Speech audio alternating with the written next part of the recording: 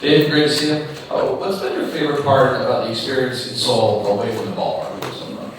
I think my favorite experience thus far has been kind of interacting with the Korean people. The food's been amazing. The service impeccable, very attentive. The people are just so gracious, and watching our players, their significant others, some brought kids, and just to kind of see everyone out and about. And guys are going on excursions and trips together. We took a tour of the palace. Guys took a tour of the palace today, and so for me, that's been a real bonding, part of it. So kind of all encompassing, I think. Questions for David? Dave, how much of the game last time did you watch with the national team there, and what do you think of some of the players in Korea and up here against the Padres last night? I didn't watch any of that game. We finished our game, and then I got on a bus and went back to the night market last night. So I was keeping track of the score, but I didn't get to watch any of the game. Any questions? John? Dave, can you share some more about the pitching plan today, who you'd like to see get on the mound and continue to build this roster? Yep. So today Bobby Miller is going to start, and Bobby's going to go 5 innings, and then Gavin Stone is going to pitch tonight as well, and he's going to go either 3 or 4 innings, and there might be an opportunity for JP Fireheisen to pitch, and we'll see from there. Questions for Dave?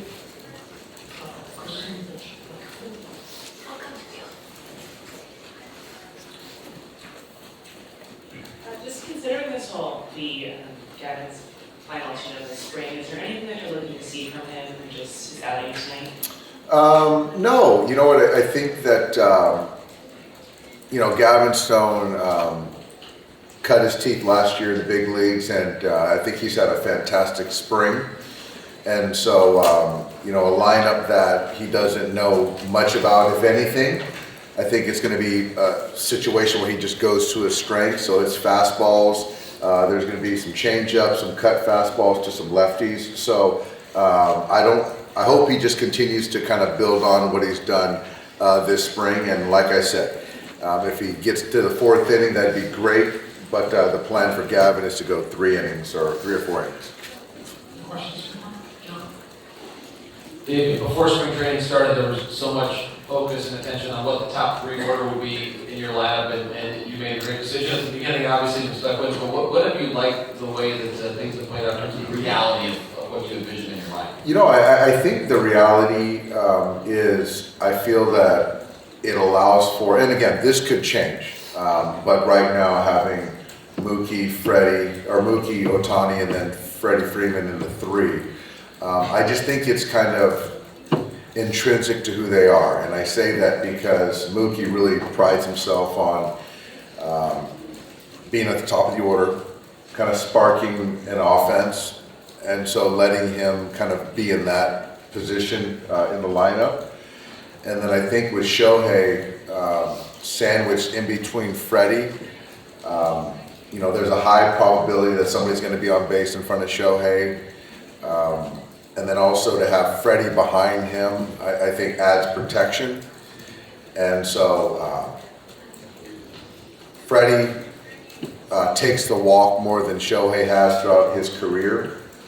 So just to have Will Smith behind him or a Max Muncy, I just think that it's a daunting lineup. Not just the first 3 and then you get through the middle part of the order. It's pretty daunting. Go to Dave.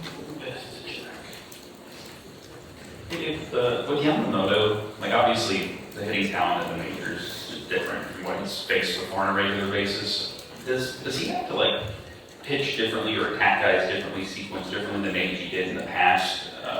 Just kind of figuring out how to use his stuff and how it might play against big league hitters as you guys get into regular season games here. It's going to be interesting. I think that obviously guys here have seen velocity, a lot. So Yoshinobu's velocity is not gonna, alarm anyone. And then now you're talking about a curveball, a split, a slider once in a while. And I think that it's, I'm just very curious to see how, I know the stuff is top end and the sequencing part of it is crucial, is very important. I don't know how much game planning he did, back in Japan. One thing I do know is that, Japanese ball players have a tendency to spoil a lot of pitches and foul pitches off, which big league hitters do the same thing. And so to be able to kind of try to extend at bats and continue to make good pitches is going to be a challenge. But because he's had that experience in Japan, I think it's going to help. So for me, I just think I'm more just curious to see how he adjusts to each hitter. And that cat and mouse game that they're going to have to adjust to Yamamoto as well. So I'm just interested to see how all that stuff plays out. The game planning part, like obviously that's a collaborative process, but it's like getting ready for the start for the ones to come. Like, is it more him telling you guys, like, this is what I want to do, this is what I'm comfortable with, this is your guys telling him, like, this is how we think you can be effective? Like, how is that like that? I think it's more the latter. I think that obviously Yoshinobu knows his strengths. But I think in the early going, I think we've done a very good job of building trust in him and him with us. And so I really do think that, Mark Pryor, Danny Lehman are going to kind of put together game plans with the catchers. And I do believe that, I don't think there's going to be a lot of shaking. I think there's going to be a lot of trust. And as he starts to learn hitters and do his own research and watch video, I think that'll even out a little bit more, but I still think at the end of the day, it's more of us sort of driving him. 有価富士の片岡と申します。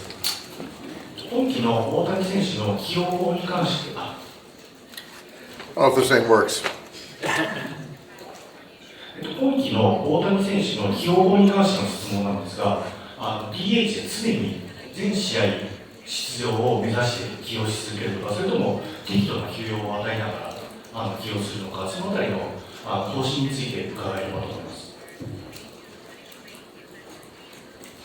So the question was the usage of Shohei and how I'm going to use Shohei. So Shohei this year is going to be primarily the designated hitter, the DH.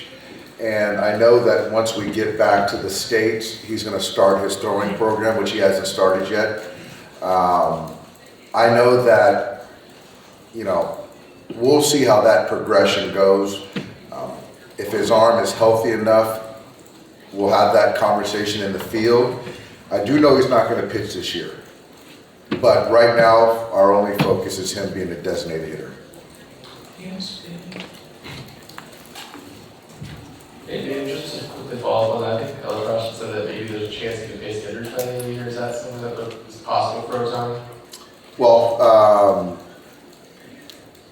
I think with Shohei, anything's possible. But I don't really, I haven't heard that one. If that's what Dr. Elacross said, he's the expert. And then just to follow up again a little bit, what has the biggest transition been for him, just pitching wise? Is that big ball? Is it sort of how he wants to attack hitters? Just for guys to accomplish as much as he has in Japan to come over. Yeah, so for me, I don't think up to this point I can really speak to the, as time goes on, we're going to see different challenges, but the workload has been very similar to what he's done in the past spring trainings. And I think that we're going to try to mirror somewhat going forward. The ball doesn't seem to affect any type of characteristics that he's had before, so that's a good thing. And the hitters, it's one of those things you're going to continue to learn them. I do think that having Shohei here with them has been very beneficial because, they've already forged just such a really good relationship. And I can't imagine, being in another country alone with your interpreter. So now to have a teammate from your same country is huge. And so it's fun watching them interact. But I think that, speaking for Yoshinobu, I mean, the transition has been great. He seems to be pretty happy and excited. A couple last ones for Nate in this right corner. Obviously, Ohtani and Yamamoto are not the first Japanese players to play for the Dodgers, but with Ohtani's profile, there's obviously massive attention on the Dodgers in Japan and with this series as well. What impact do you think it's going to have on the Dodgers' popularity in Japan, and what message do you have for baseball fans in Japan? Thank you. Well, I think that obviously Hideo Nomo, was a pioneer for the Dodgers. I think that, obviously having Shohei and Yoshinobu here, the hope this winter was to paint the country of Japan blue, and I think we've done that. So I think that, the messaging is there's a lot of room on the Dodgers bandwagon, and so it's just good to see, even here in Korea, to see the Dodger hats around Seoul, and I can't imagine, the Dodger hats that are walking around all of Japan now. So it's an exciting time, not only for Los Angeles, Major League Baseball, but all over the world. One last one for Dave. Anyone else?